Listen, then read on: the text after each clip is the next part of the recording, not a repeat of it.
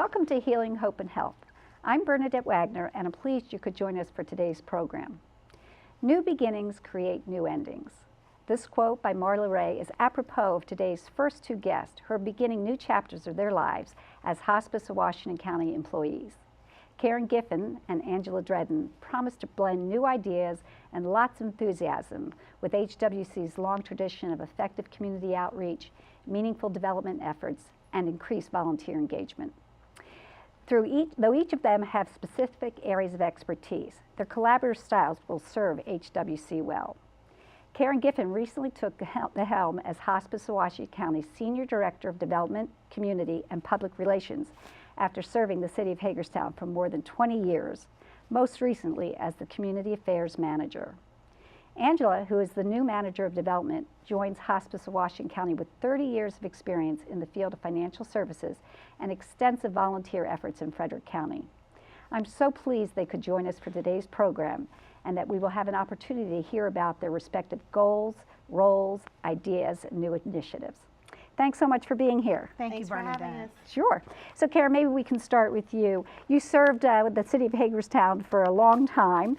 During your tenure there, you made a lot of connections and community liaisons. How are you going to use those skills and those connections to work with the programs at Hospice of Washington County? Well, first of all, I love Washington County, and I know the individuals and businesses in the area, and I love the mission of hospice. And working with end-of-life care for patients and families, it's just so wonderful. And I think bringing what I did with events and development and capital campaigns and volunteers really all together will really help. I think that with hospice, some of the areas I'm working on, one is development, and that of course is raising funds for special projects that we do at hospice. Two is the volunteer area. Recruiting volunteers, and we need that in several areas. And that's something that you have a passion for, I know. Yes, definitely. And I think also bringing the community as a whole together with hospice to reach its goals. Right. And they've done that. They have a great base, so it's just enhancing what is there, and then also working with you, Bernadette, in the life centers and the community outreach. And I think my experience will help that, but I also think that hospice has a great base for it now, so it's really enhancing what's there and making people more aware of what is happening in our organization. I know one of the new ideas that you proposed was this idea of advisory councils for our life centers. Do you care to talk about that for a little bit? Yes, I think that what we want to do is bring people in the community into the decisions that are made. So we have 3 community life centers, which Bernadette, you're our leader, so we appreciate that. One in Boonesboro, one in Hagerstown, and one in Hancock. But what we want to do is see what our mission is there, and then how does it meet the community's needs. And the only way to do that is to get community members involved to tell us their needs.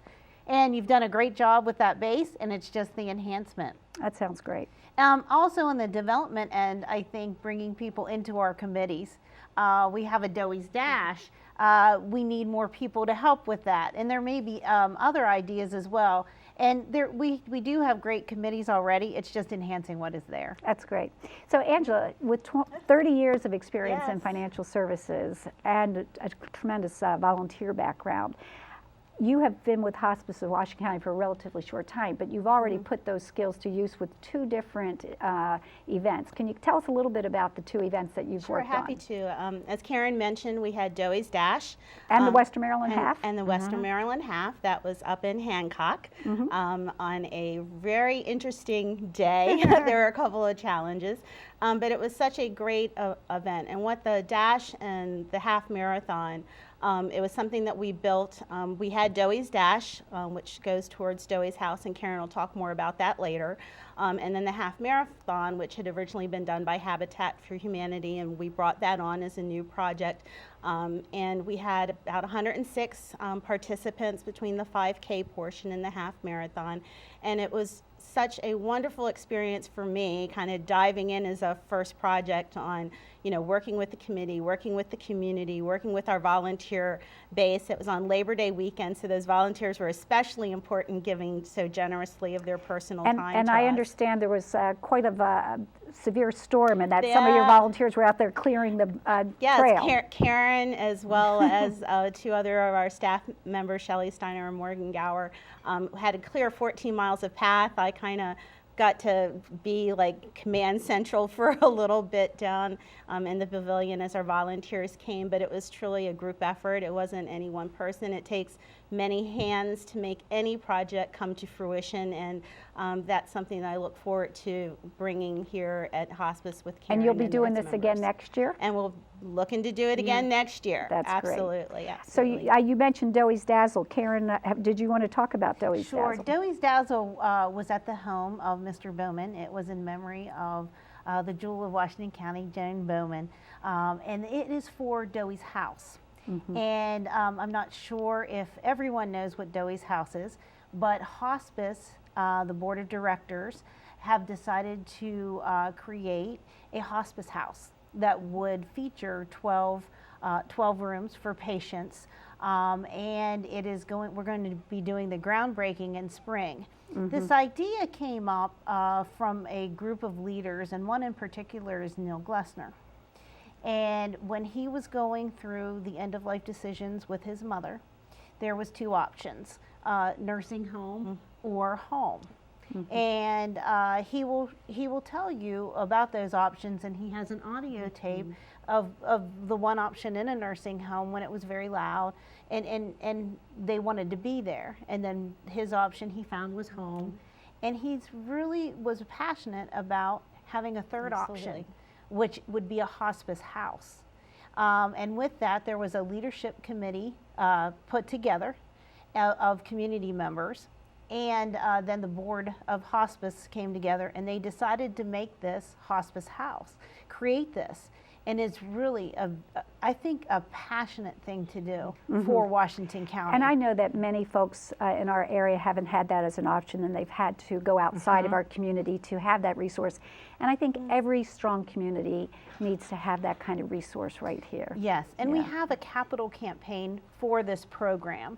And everyone can participate in that. Any donation is needed, and we really would appreciate anything.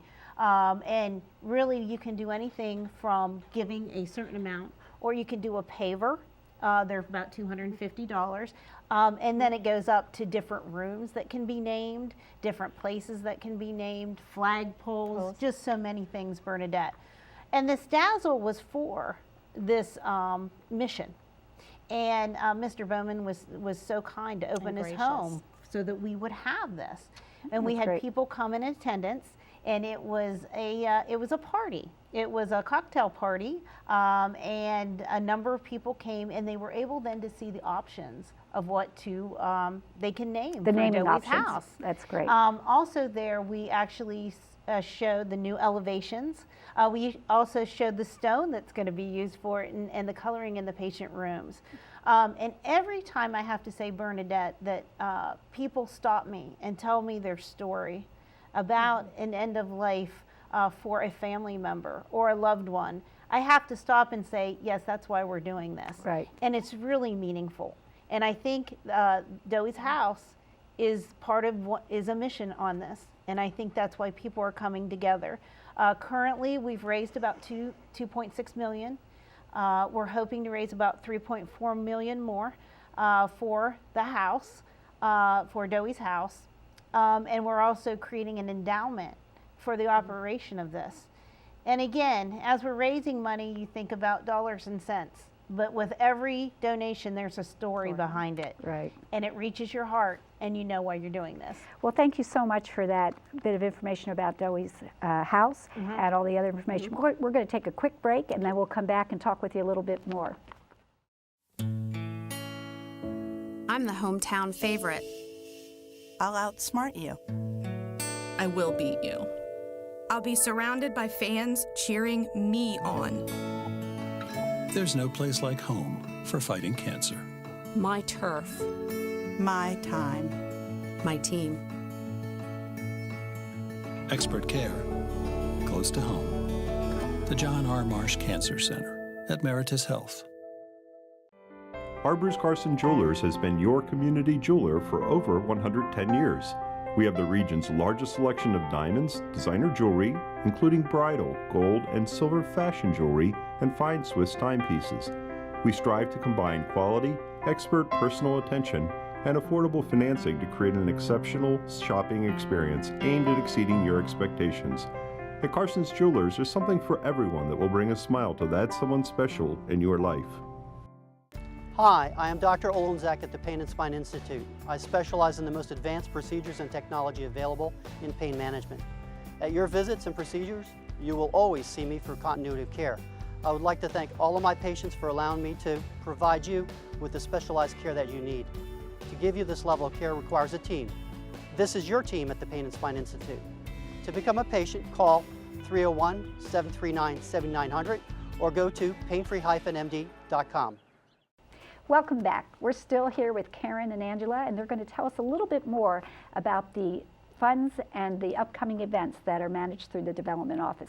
Angela, can we start with you? Can you tell us a little bit, as the Development Manager, I know there's lots of different accounts that you both raise funds for and raise awareness about. Maybe you could tell us a little bit about some of those accounts. Happy to share that. One of those is the Frederick Cass Scholarship Fund. Dr. Cass is very notable here in the county. That was established as a scholarship to recognize his efforts. He was one of the founders of Hospice of Washington County. In 2005, the scholarship was established, and then in 2010, it was endowed. And so those scholarship monies are given to either Hospice of Washington County employees or other professionals, Washington County residents, looking to pursue or enhance their professions in health care. Another fund is our Jennifer Fund, and that was honors Dr. Ira Laurie, his daughter Jennifer, who passed away due to a childhood cancer. And so that fund has been established to help those families with terminally ill children, to help them with their clinical services, whether it's medication or equipment or other needs related to that. We also have a benevolence fund, and that's for our patients under care. If they have a situation where they have an emergent need, food, shelter, clothing, that we can address that, as well as our My Wish program, which is very well known throughout the community, to really give those families an opportunity to create a lasting memory, whether it's a limo ride to a family dinner, a final Christmas together, whatever that might mean for that patient and that family. Well, thank you for that information. And now I know you have some exciting upcoming events. I'm not sure who wants to talk about them. I'll let Karen jump in. Okay. Our next event, of course, we always have something every day, but our next, I would say, major event is October 18th. It's the 35th anniversary reception. And we've had the committee led by Bernadette on the 35th anniversary. And this is really going to be doing a couple things. One is celebrating our 35 years. And the second is that there was some artist submissions. And the theme was transformation, and we'll be announcing the winner that evening. We'll also be showcasing 10 of those art pieces, right? Yes, we will. That is yes, exciting. we will, and I think that's exciting. And can you tell us the time and date and where it is? Sure, it's October 18th. It's at Fountainhead Country Club, and it's from 2 p.m. to 4 p.m. Okay. And then I know we're going to have a upcoming information piece on the gift of hospice, and that's on November 10th. So we'll be giving you more information on that. And then I believe on December 4th is our Luminary, our Pathways Luminary project, and you can get involved by that, because for $5 you can purchase a luminary in memory of a loved one. And that evening is very special because we name every single loved one. It's very touching. Okay. I'd like to thank Karen and Angela for joining us today on Healing, Hope, and Help. It's always a pleasure for me to highlight the important work carried out by my colleagues. Of course, Hospice of Washington County, its medical staff is on the front lines of fulfilling the organization's mission, but they wouldn't be able to do it without the support of the development and public relations team. Their efforts raise both awareness and funds that make it possible for HWC to grant wishes for patients in their final days, to build Dowie's House, and to support new initiatives such as the 3 community life centers that have opened in underserved areas of our county. Hospice of Washington County is fortunate to have Karen and Angela. Their stronger together leadership will continue to enhance Hospice of Washington County's sense of teamwork and foster the best patient care. Stay with us. We'll be right back after this short commercial break. People don't realize it takes a lot to care for a family member in your home. John's dad was very headstrong, so I think that was a lot for him to get over and try to come to terms with that he had terminal illness. I would recommend everybody to get hospice involved at the get-go. When you first learn about it, get it set up, it's going to make it, I mean, it's terrible what you're going through already, but it's going to make it easier for you in the long run because we couldn't have done it without them. Call Hospice today. Hospice of Washington County, when time matters most. This is our home. It's where we've all decided to put down roots and raise families, not because we had to, because we wanted to. And as a business owner, you pour every ounce of energy into doing what's right for you in this community, and you won't and you don't stop until you get what you want, and neither do we. We're Antietam Cable Productions, and it's time to stand up and be seen and heard. You have a voice, and we'll help you tell your story. Antietam Cable Productions, putting the beat into the heart of your business. From the smallest item of jewelry to the largest ceramic elephant, every 10,000 villages handcrafted product makes a remarkable journey. All over the world, our products travel similar paths, over thousands of miles and years of artistic tradition. Our handcrafted gifts represent work that builds villages and sustains souls. They are the dream of a better life made real. Every product is a miracle.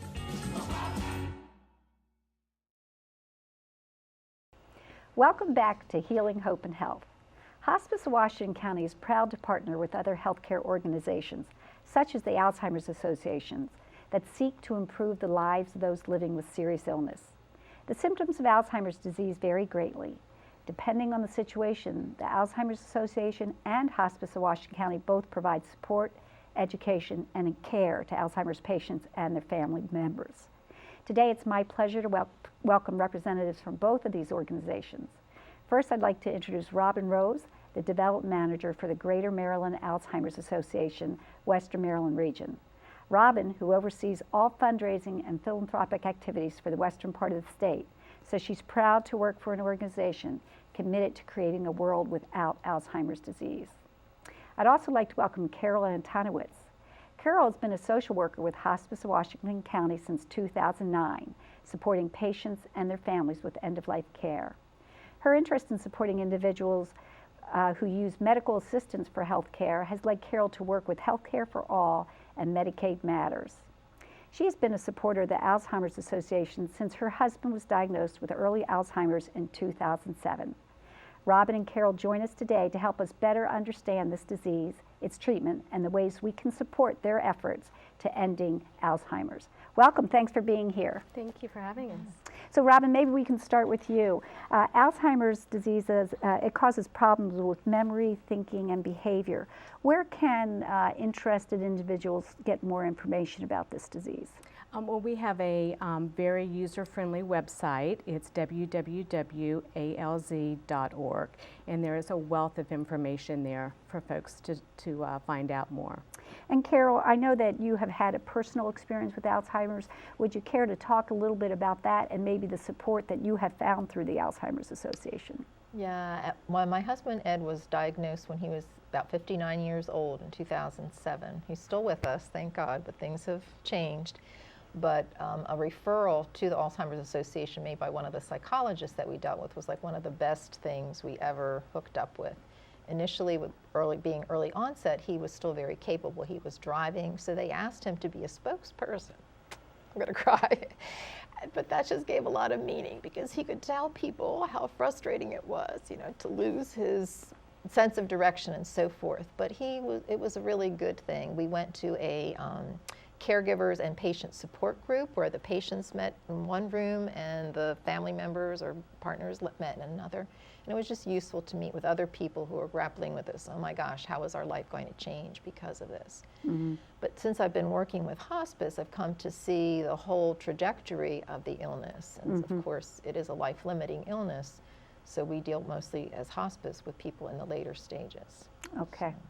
Well, thank you for sharing that. And I was just going to mention that I read the book Still Alice, and I was going to ask if the Alzheimer's Association does have a support group for both the patients and their family members. Robin, do you care to add to that information? Absolutely. Providing support groups is one thing that the Alzheimer's Association offers, and that's very important, especially for folks who are experiencing early set Alzheimer's disease. It's important to keep them connected with other people and to engage them in activities so that they don't have the depression and isolation. We offer in the Western Maryland area, in the 4 counties that we serve, Frederick, Washington, Garrett, and Allegheny counties, we offer support groups for early onset Alzheimer's patients and their caregivers. Those are regularly scheduled support groups. And as well, we have something that we refer to as memory cafes, and those also are for Alzheimer's patients and their caregivers or family and friends. And that's a really unique blend of education and social engagement.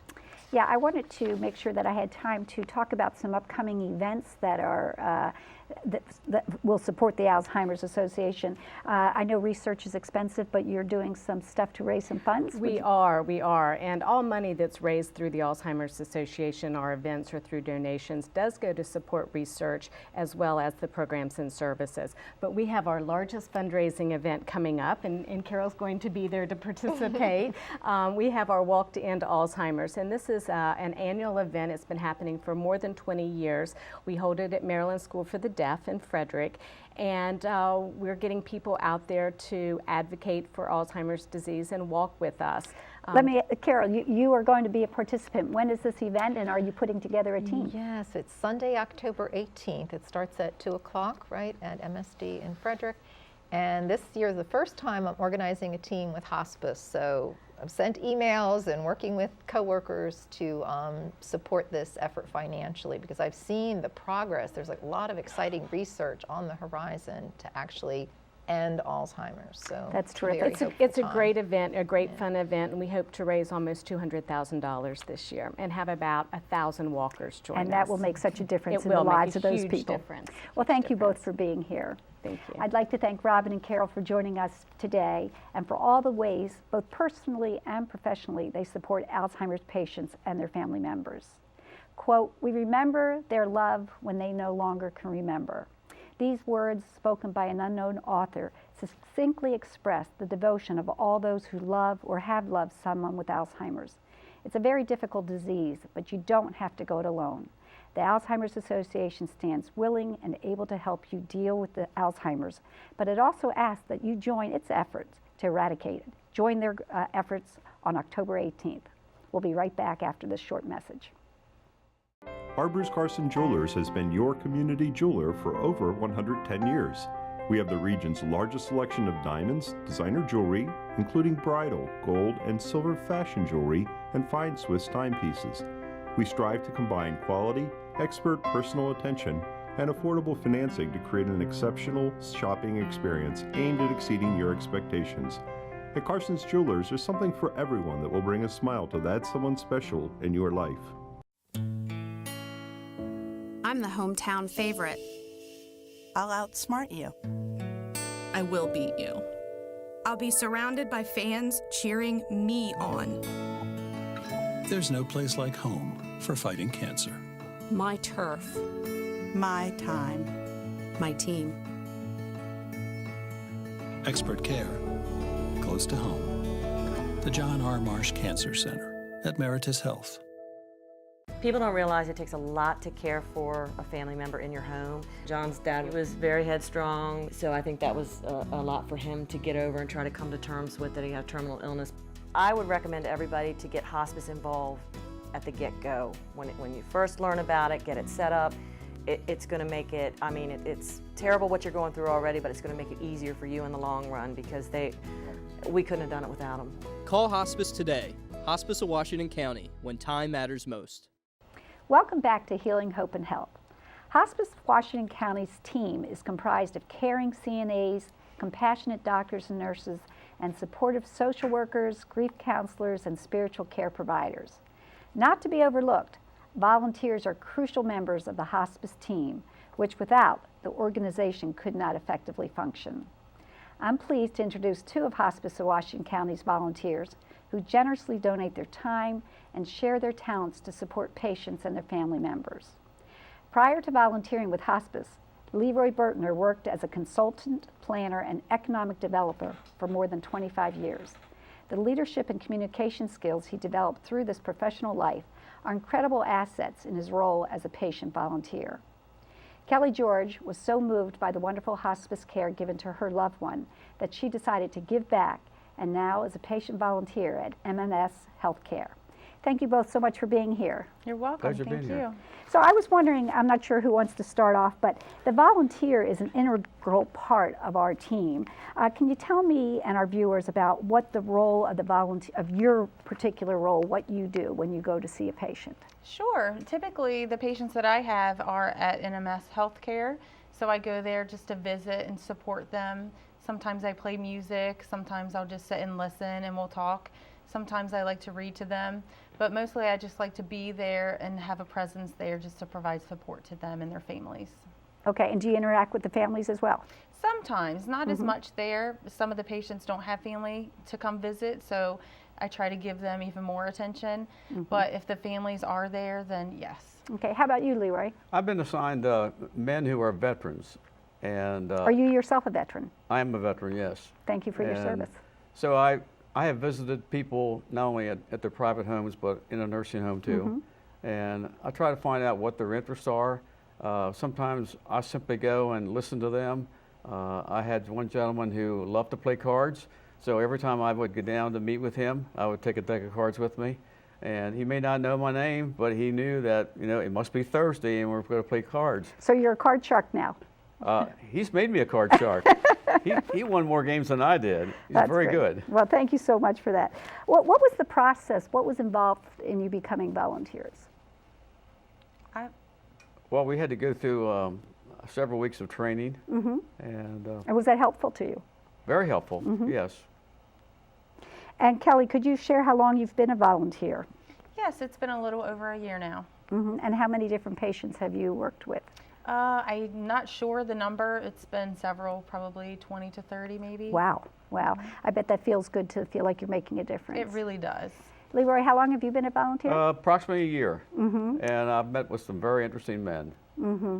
Very interesting. And as I said, I go to their homes or I go to a nursing home. Because you are also a veteran, do you wind up talking about your military experience? A little bit, a little bit. But I just play it by ear when I go in and meet with them. And you know, sometimes I just simply sit with them.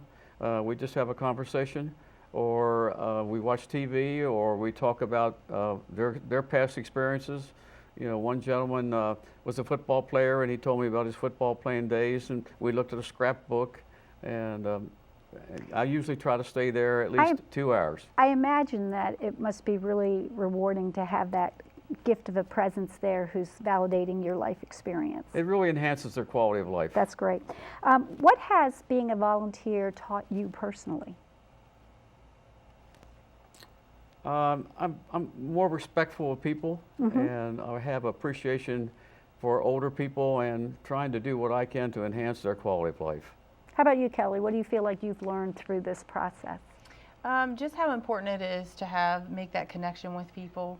And I know you have a daughter. What does she think about your experience as a volunteer with hospice? She doesn't know too much about it. She knows that I go and visit with people, so I think that she thinks it's good that I do that. I don't know that she knows a whole lot about it because she's still kind of young, but I think it's good for her to see.